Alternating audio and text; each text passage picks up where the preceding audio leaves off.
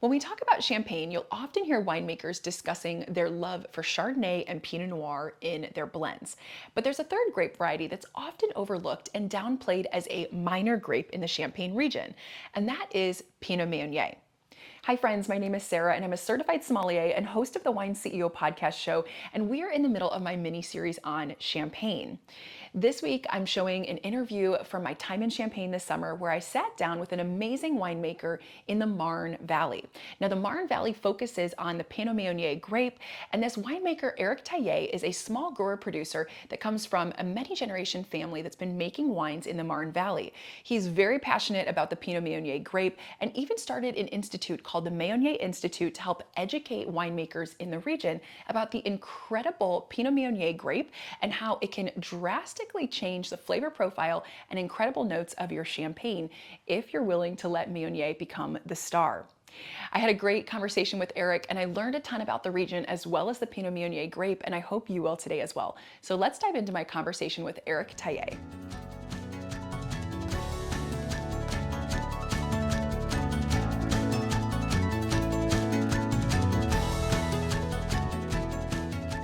Well, Wine CEO podcast listeners, I am so excited because I am in the village of Bayeux-sous-Chateau in Champagne, and I am here with Flavie and Eric at Eric Taillet Winery, and I'm so excited to have them on the Wine CEO podcast to talk about Eric's wines as well as a very exciting project, the Pinot Meunier Institute. So Eric and Flavie, welcome so much to the show.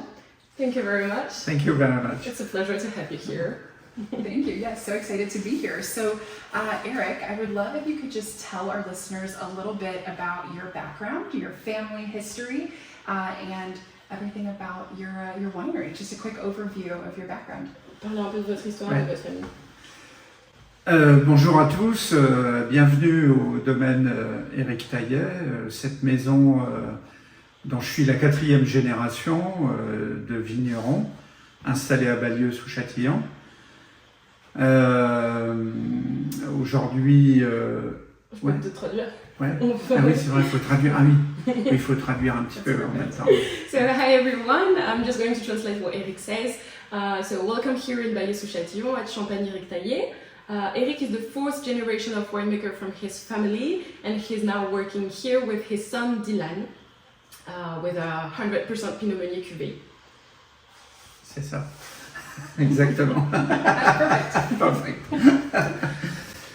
Donc oui, passionné de... So we work here in the Marne Valley, so in the heart of Champagne, with 6 hectares of vines, and 82% to be exact are from Pinot Meunier.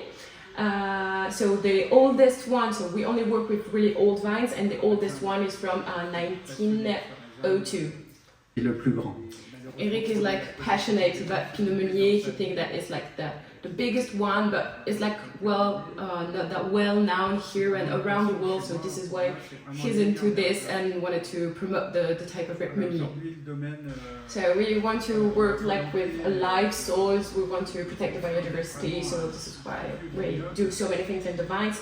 And yeah, we want to always have this old vineyard just to have the soil, the grapes, the vines that are really deep in the soil, to have this really fresh aromas and many things and into the wines, and that's what we want to protect. So there's 3 really important things here in the estate. So the first one is the mid-age of the vines, to have this old vineyard, to have like this really interesting vines, interesting grapes. Then we have the Meunier, of course. It's like the whole passion about Eric, so this is why we're into that. And the third one, really important thing, is to only work with natural projects. So no chemical treatments on the vines, nothing chemical on the cellar, only natural thing. And that's why we're turning organic into 2 years, because we have been working like that for many years now. So we just want to have the little label like, yeah, we are organic. It's amazing. I've heard that it's really difficult to be organic in Champagne because it's cold, because you don't have the same wind.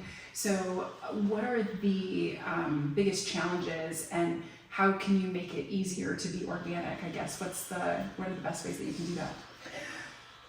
It's really hard to be organic, yes, because of the weather. It was really hard many years ago, but now we're turning into a new generation, and it's going to be easier because you have some technical thing that helps you. we have someone here in the estate which is into the technical process of everything. So if you go into the vines, like if you do a treatment, for example, you have to do it, like you have to be sure that it's the best hour to do it. That's why there's computer, there's like meteo things on the vines to be sure that it's the best moment. So you have to be really precise when you do things, but it's possible, and yeah, like we're going to do it. So it's possible, but it's a lot of process, a lot of work, a lot of thinking on the time for years. So Eric has put it on the vine, so meteo system. So that way you have the sun, you have the wind, you have the rain, you have everything that going around the vines that we have, and so you're sure that you are precise when you do something. So this year was like a typical vintage that was kind of hard to manage because you have two really big illness in the vines, mildew and odium, that are going to your grape and that they kill the grape, so you have a bad harvest. So those were really hard to manage, but we did the thing great. So we had the entire process like prepared. So we have nothing on the vines, odium, mildew, we are out of it. So we're really proud of it. To be honest. Yeah, that's incredible. Now, so we talked about Pinot Meunier as a very important grape we're passionate about. What are all of the grape varieties that you have here? Because I know you have Chardonnay, Pinot Noir, and then some others as well. Yeah. So yeah, of course we have like a big amount of Meunier because we're on the heart of the Marne Valley where like the Meunier is the king. So this is the one we have the more. Then we have more Pinot Noir than Chardonnay, but it's just a little amount. And Eric decided to replant the ancient type of grapes that are into the AOC Champagne. So you can have them. In total there are 7. So here we have Pinot Gris, Arban and Petit Méliès. So it was used 50 years ago, but it's another type of grape, another way of working, so it's hard to manage. But with the global warming, Eric is sure that tomorrow there are going to be more of them because they're going to give new things for the wines. So that's what we're looking for, and that's why we replant them. And the last 7th one is the Pinot Blanc. Okay, amazing. And I'm not sure about that one. okay, we'll see how that one goes. And so you produce around 60,000 bottles a year. Yeah. 95% is exported to other regions. So walk me through the portfolio a little bit of wines. So we have vintage, non-vintage, just high level, the different uniqueness of the champagnes you produce compared to some other champagne producers. Alors, voilà. The process of making the wine here, so the vinification, we try to let the Meunier itself does it works. So Eric loves to say Meunier tu dors, translating into Meunier you sleep. So we just let the type of grape sleeping. So we harvest it, we press, we put on vats, and then we wait for him. We wait for the aromas we never touch. Then we do the blending at the end of March, and then we're going to bottle in April. So from the harvest to the bottling, we never touch the Meunier. Voilà. You have to let the grape juice of the Meunier, you have to take care of this because it's like really easy for the oxidation. The Meunier is like really easy to get oxidation. So we have to take care of that one, and that's what Eric learned during his many years of doing champagne. He learned that the Meunier is hard to manage, so that way we never put it in contact of the air. So next part of the process of pressing, blah blah blah. Then we're going into the aging of the wine. So we half work on vats and half work with barrels. So we have big amount of barrels because Eric, when he was younger, when he was like really young, was working with his grandfather, and his grandfather were only working with barrels. So this is why we have that much amount of barrels for the less amount of vines we have comparing to this. We have big barrels as you saw, so yeah, we're just working with many barrels maker, many barrels from different regions, and that's what we have like this complexity on the wine, and because it's like historic, of course. We still want to work traditionally as it was made before. That's why everyone is made on lees, everyone is made like historical, and we just let the wine does it works, and that's how you're going to have this aromatic panel. All the aromatics comes from the lees. So now the range for the champagne that we have now is almost 100% Meunier. because we only have one other cuvée, which is a little different from the others because it's a plot cuvée, which means like we're only going to be on one plot. It's called Le Grand Marais, and it's a complantation of 90% Meunier and 10% Chardonnay. Le Grand Marais, so it used to be a place where there were water in the winter, so it was nothing for the fruits, no vines at all. They decided to plant vines on that one because it came dry, so they planted Meunier. Le Meunier, il était planté là, les vignes 1986. 1986, so vines from 1986. And then Eric decided to, when a vine of Meunier were dying, replace it by a Chardonnay.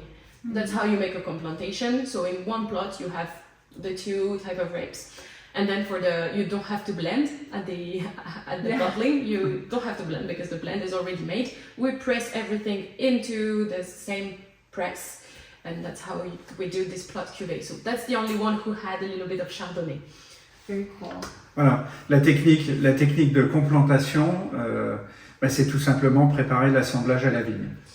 The technique of the complantation is to prepare the blending into the vines. I love it. Very cool. So within the same plot, you have both Pinot Meunier and Chardonnay just kind of speckled within the same plot. Dispersé, voilà. Cool. Ouais, yes. Everywhere. Oh, that's awesome. Very It's cool. very good technique for me. Eric love this technique. Yeah. Okay.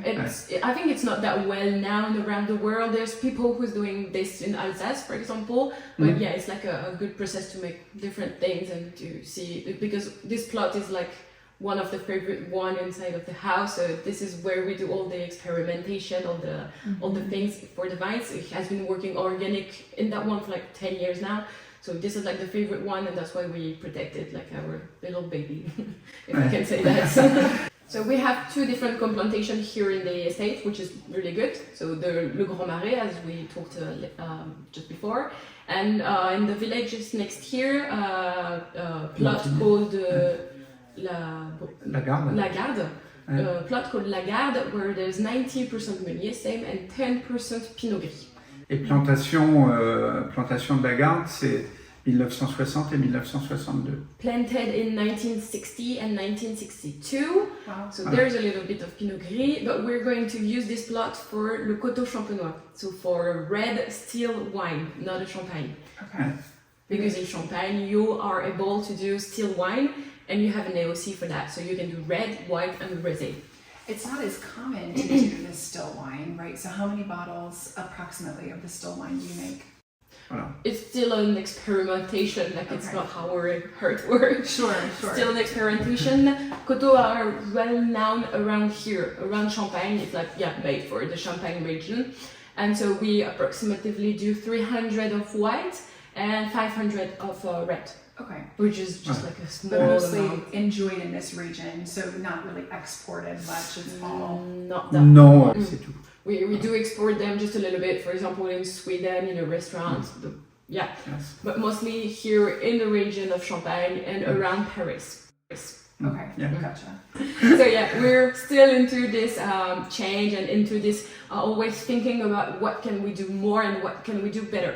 So now the fifth generation is going to be more here, as I told before. So Dylan, the son of Eric, has been working around for many years now, and he's taking care of the vines right now.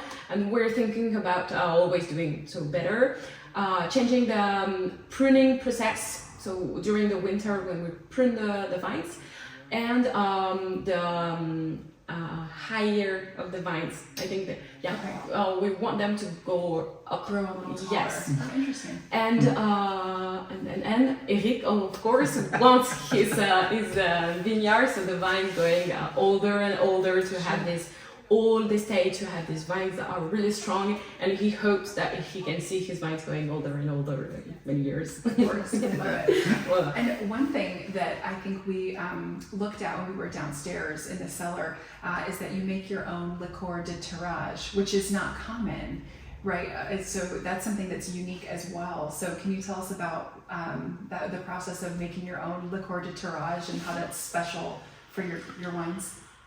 So this is the liqueur we add after the disgorgement. and this is going to have like the smell of the house. So yeah, there's not that much people doing it. So this is like the typical thing of the house. So we grab some old vintage in the cellar. So for example, 2004 that we use right now. So they are in the cellar, and then Eric is making his own liqueur. When we disgorge, we add it. Now the highest level as we are doing is 2.5 grams of sugar for exclusivité, which is an extra brut. So we don't want to put that much sugar as it used to be many years ago. We want it extra brut all the time. So yeah, that's what we do, and that way we have something different on the champagne. So, Eric, you gave us this great overview of your winery. So let's dive into your wines and talk about them. And I'd love if you can help explain what flavor profile the Meunier grape, the Pinot Meunier, can bring to a champagne that sets it apart from a Blanc de Blanc or maybe a Pinot Noir predominant champagne. So for the aromas process, for the nose, Eric says that the Meunier has more, I think, complexity, aromatic complexity, comparing to the other type of grapes, because it's more rich. So on the nose, we're going to have first, I'm going to tell them in French because I don't know how to say it, okay. But mostly like chèvrefeuille et aubépine. Something really floral. Okay. And then into the mouth, you will go into... I heard like peach. Yes, Yes, exactly. peach. Like peach. Yes. Something White. really fruity. Like peach. Okay. Yes, Yeah. white peach. Ouais, principalement.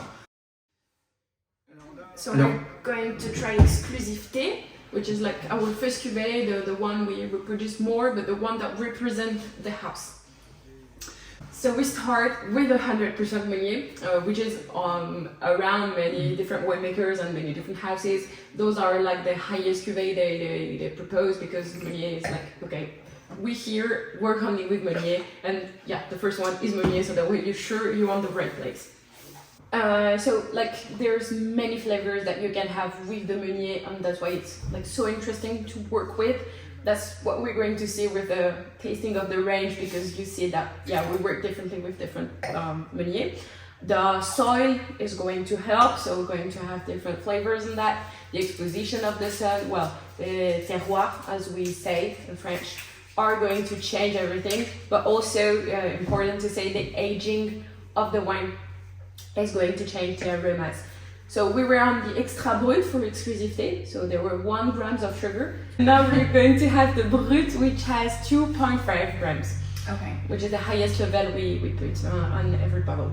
Okay. So we're on the base of the harvest 2020, and then we had 35% of the reserve wine. We have a reserve which contains wines from 2011 and 2021. Wow. We do the reserve 10 years maximum, then we do another one. So that way we can balance with the sugary, with the acidity. That's how we still produce kind of not the same cuvée, not the same always exclusivité. You always have taste different, but we try to always have the same taste. And when you're talking about the terroir from this specific area, is there anything that you would say is really specific and unique specifically for this terroir compared to other regions within Champagne maybe? Comparing to other region in France or in... Both, yeah, maybe both. C'est très particulier. So the main difference here in the Mount Valley is that you see behind you, we have big coteaux like this, called the coteaux. So the exposition of the vines is going to be really nice, because you have the sun on each vines. And the soil are typical from here. You never find them around. It's like typical. So you have first clay on the top, then you're going down on limestone, but you are not going to have the same limestone as you can find in the Big Valley de la Marne, for example, when you go there. It's going to be really rich. So that's the main difference. The soil is very different. And it's called tuf. So it's yellow, but on decomposition. Okay. Yeah. Yes. So it's like really little particular things. Yeah, interesting. Very cool. His favorite area, his favorite soil is the clay, 100% clay, and that's what you can find on the top of the coteau. And he said that the favorite playing game of the Meunier is clay. Like the Meunier finds itself into the clay, and that's what we have right now. Something really rich, something really flavory. That's what we're looking for. So is the clay found a little higher up on the hills in the exposition, or is the clay just throughout? When you're south exposed, the level of clay is thinner than it is when it's north exposed, and then you're going straight to the limestone or the silex. Okay, I see. So the base of the typicity of the Marne Valley is the clay on top and then the limestone down. Yes. This Voilà, is cette cuvée. what is interesting because those two are in the typical soil, so they have clay and then they have limestone. For that one that we're going to have next, which is called Renaissance, it's 100% clay. Has many different aromas. That's what we're going to have. This second one is already, I mean, it's so developed and characteristic compared to the first, which obviously comes from the age of the various wines that are blended. Yeah, C'est beaucoup plus riche, ouais, aromatiquement. like the richness is Yeah. so more, yeah. So he was explaining the process of how they decided of the level of sugar for those. But yeah, it's 1.5 grams more. It like changed everything Completely. Voilà. Yeah. Ouais. Ça, c'est très important. And that's why he wants to has his own liqueur, age it, and that way you have more complexity and you have something that you put in bottle that are going to completely change the wine itself. Not completely change the wine, but you still have the smell of the house, and you have something that helps the wines to gives these aromas. That's why he's doing his own liqueurs from 2004. So it keeps it more pure to Yes. the flavor of the house instead Yes. of buying the liqueur to draw. Yes. Makes a lot of sense. Yeah. It's delicious. Incredible. Incroyable. Voilà. So this one, Uniquement sur argile, sur sol argile. so that one is called Renaissance. Eric decided of this name because it's like the reborn, the reborn of the type of grape. Reborn is Renaissance. So now he's going to, he's like better known right now. It's going to not be trendy, but going to be known better.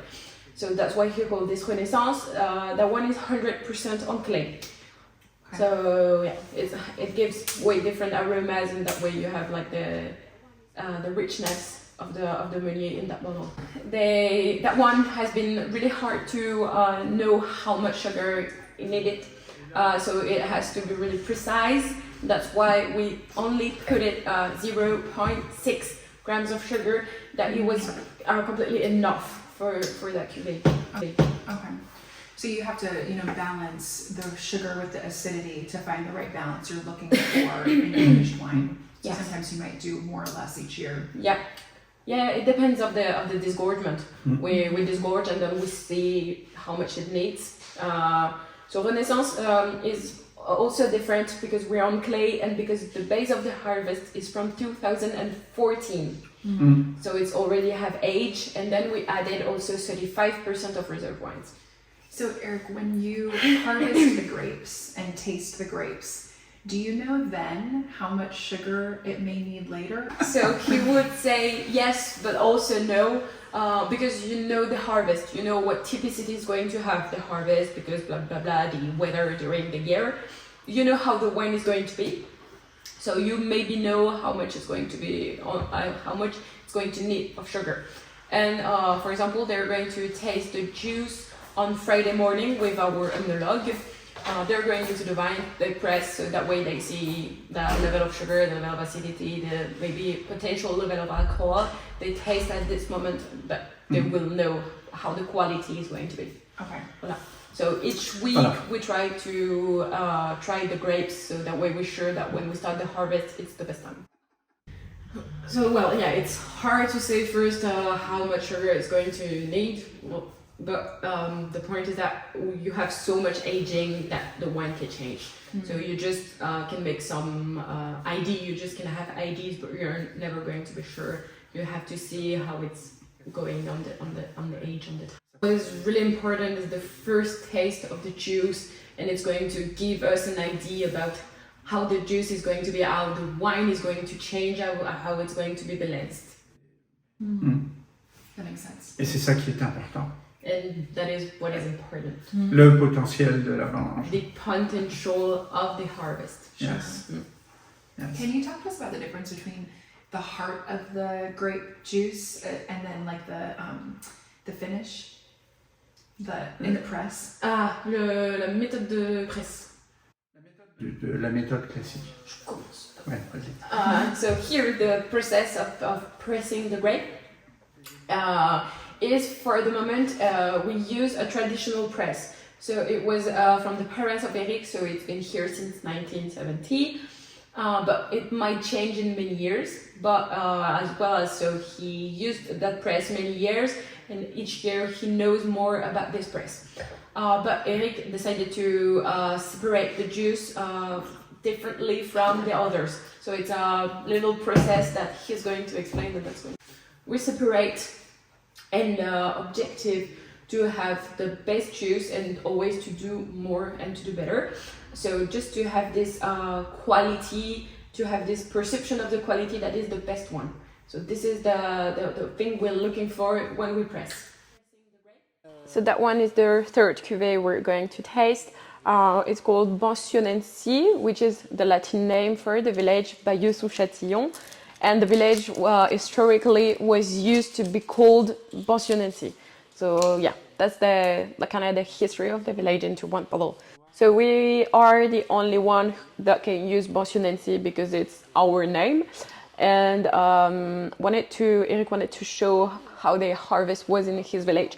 So decided to take two way different plots, completely opposite. So one here, which is south exposed, which is Les Pierreuses, where there's clay on top and then you go down with silex. And La Bruce, there, you can see there's some vines there, so north exposed, which is La Bruce. And La Bruce, c'est en sol? Argile. Clay. La Bruce is clay on soil. So you have the blend of these two plots. So the blend of the both is 50-50, and it's a single vintage. That one is the 18. Okay. So that way you have all the different vintages. So you have 17, we're going to turn into 19. You always have the taste of the harvest. We add nothing, so that way you only have the harvest itself. J'expliquais qu'on avait la vendange. Voilà quoi, on a ajouté. 2018. Ouais. And Right. Eric, what is your philosophy around the oak you choose? Whether it's very charred oak, new oak, how do you decide what oak you want to use to get the flavor you're looking for? So you have barrels on that one. Okay. Là, on a un petit peu la chaleur du... You have Les Pierreuses, which is vinificated in barrels, and La Bruce only on vats. So that way you have half and half. And the barrels is going to open the flavors of the wine. It's going to give more complexity. So we have, the first two big barrels that we use is 500 liters, which is the big one you saw. It's called the Foudre. And then we have 100 liter. And you saw the one we had this morning. It's called the demi-muit, which is 500. And that one is a little different for the chauffe, the way they're going to burn the inside of the barrel. So the impact is going to have on the wines. It's way different from what we used to have. So it's called La Tonnellerie D, and they produce something really interesting. So those types of barrels that we use and that we received one new this morning is one that it's the way of burning, so it's way different. The inside is black, so it's going to give different aromas to the wines. So they burn it, but like really slowly, and then you're not going to have this vanilla aromas at the degustation, at the tasting. It's going to be more smoky. That's the one we had. So inside of that one, the one we tasted, it's Les Pierreuses, so half part of what we're tasting right now. We're not going to put that 100% barrel. We're going to blend with some other barrels. We're going to blend with vats, and then we obtain a champagne like this, a champagne with more complexity, but because you blended it. So we will not do it 100% with these barrels, but it's really good for the blend. différente, quoi. So it's still 100% Meunier, as you know, but it's like still different from the others. And the point is that we only on the vines of Bayeux-sous-Châtillon, so the village, we want to have the vines around us, so it's way easier for the work, for the harvest. So we have half part of our vines in Bayeux-sous-Châtillon. So you have all the vines from Bayeux-sous-Châtillon, but different way of aging, different way of vinification. That way you have way different Meunier, and that's why he's passionate about, because you can do so many things. It's amazing how different they taste. Yes. It's incredible, Yes. truly. Yes. Yeah. Et tout ça, pour moi, hein, essentiellement dû au sous-sol. Hein. And it Le résultat. essentially comes from the soil and the Yes. The exposition and Yes. amazing. first thing first is the soil. Yes. That's what he Yes. said. Like you can have a little impact with the rain, with the sun, but the first thing is the soil, Yes. definitely. So that one cuvée is Rosé, so still Latin or origin. Rosé Bonsionensi, so same 2 plots as we had before, but that one in Rosé. So it's a blend rosé. In Champagne you can do blend, so you mix red and white type of grapes or red juice. Or you can do rosé de saignée, only made of red. So Eric, if I can say, hates the rosé de saignée because he thinks that like the color is not that well. The color doesn't have a good vision. He loves soft colors, soft rosé. He wanted to have the wine of Bonsionensi first, and then a little rosé color. So that's why. Bon, je peux le dire qu'on a 99,1. Oui, bien sûr. So that's why. So we blended it to obtain that. So we have 99% of the wine like this of Bonsionensi, and then we added 1% of the red press. Yes. That's how you obtain the rosé. Beautiful. Là, je trouve qu'on a un petit peu l'impact du fût au niveau feu, Ouais. justement. Right. You have, so Eric wanted to have, this Bonsionensi, but with mostly like really red fruits, something really generous. And we do think that in that one you have more the smell of the barrel, of the smoky taste. And it's very floral. You have the beautiful floral, the fruit. Yeah. Yes. This is the type of rosé that he loves, because wanted something like elegant, generous, but with this little red fruit flavors that gives something more, something additional. Ouais. Voilà. Très délicat, très. Delicate. Yeah, Yeah. yes. Yeah. Yeah, it's beautiful. Yes. And the color is stunning. Yeah. It's absolutely beautiful. This one for me is made for the food pairing, definitely. Yeah. Yes.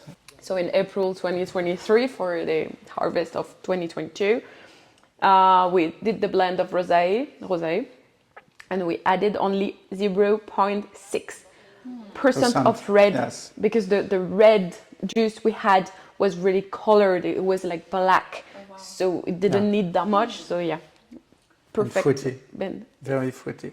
Very Yeah. fruity. Obviously, you have such a passion for Pinot Meunier, and so you started this institute. So tell us a little bit about that. What's the story behind the Pinot Meunier Institute? First started with his enologue called Pierre, which became a friend now, because they've been working together for 33 years now. So Pierre is also that much passionate about Meunier Eric is. And they decided to create this Meunier Institute, talked about around them, and that's how people became to know it. But the project was to go around and educate people about this type of grape, which is not that well known, and do many events and promote the type of grape, because they are both into that. So at first there were only 2. With things like people, the winemakers around, because we're in the Marne Valley, so most of them, they have Meunier and they do 100% Meunier cuvée, knows about it, heard about it. So now we have 9 winemakers into the association, so doing many events, promoting the 100% cuvée Meunier, going around the world. They went to New York in 2000. vous êtes allé à 2017. 2017. They went to New York for an Yes, event. yes. And so yeah, we're doing something in the spring, which is called the Printemps des Champagnes, where there's many people from around the world who came, and we so have a big event and big tasting. And qu'est-ce que vous aviez dit à la fin? Je sais plus. Everything is like gathered to promote this type of grape, and it's the passion of everyone, of course. So that's why all the winemakers into the association, they are passionate about it. So you can share things, you can share like, oh, my vine is going that way and yours is going that way, what you did, things like that. Because it's not that well-known type of grape, so the ones that are passionate into that, if they can be together and share their experience, I think it's way better. So that's the objective of the association. Où il y a du meunier. There's 21 countries in the world that has Pinot Meunier. It's not the same as Pinot Noir and Chardonnay that are everywhere in the world. Rare to find some Meunier, comparing to the other type of grapes that are everywhere in the world, Malbec, Merlot, Chardonnay. Meunier is really unique, and that's what loves Eric, because you cannot find Meunier everywhere, so it's like, yeah, rare and not easy to find, and that's what push the things to go better and better, and yeah, it's good like this. Voilà. We're good.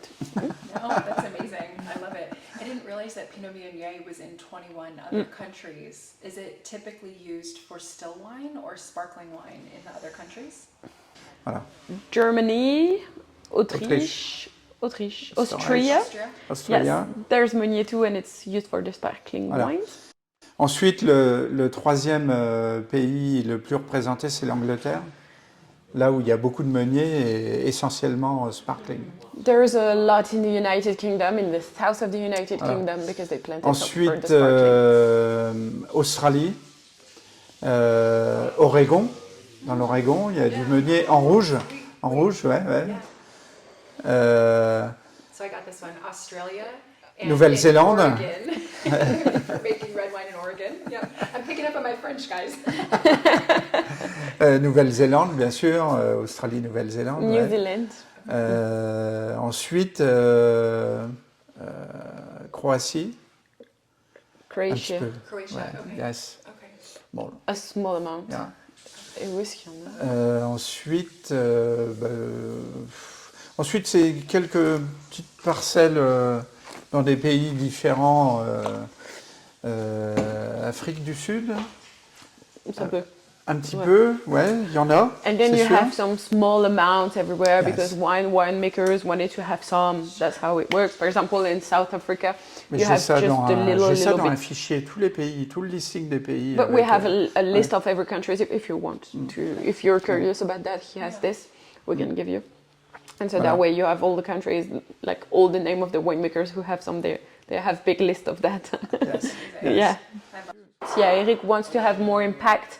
So for the moment, we're going to stay as an association and do many events, maybe bigger events, planning something, for example, for the Champagne Day this year. So yeah, planning to do bigger events to have bigger impacts around the world, and maybe, yeah, always new ideas. So he's thinking all the time, all day long. So yeah, he's a machine of thinking. So we'll see what's the next idea. Yeah. And love it. Well, Eric, I love your passion for the Pinot Meunier grape. It's amazing. Your wines are beautiful and such a great expression Thank you. of the grape and the terroir of the region. So thank you so much for your time today. I so appreciate you coming on the Wine CEO podcast. So merci beaucoup. Merci. Thank you very much. Merci. Yes, Santé. thank you so much, Santé. Merci beaucoup. Thank you. Yes, thank you. That was all right, friends, I hope you enjoyed my conversation with Eric. I learned so much from him in our time together, and his wines were absolutely phenomenal. If you want to learn more about Eric Taillet's winery or the Meunier Institute, check out the show notes for today's episode, as I included links for both below. If you loved today's episode and you learned something new, don't forget to like and share this episode with a friend. If you haven't yet subscribed to my show, please go ahead and do so now. And if you can leave me a review on Apple Podcasts, YouTube, or Spotify, I would greatly appreciate it. The best way for new listeners to find the show is through word of mouth, and for you to share with a friend and leave a review makes a big difference. We're almost done with my Champagne mini series, which I'm very sad about, but I have one more episode to talk to you about the tips and tricks of traveling through the region. So make sure you've subscribed to the show so you don't miss that episode, and stay tuned because I have one more amazing region from France coming your way. Until next week, friends, I hope you drink something new and delicious, and I will catch you all in the next episode of the Wine CEO Podcast.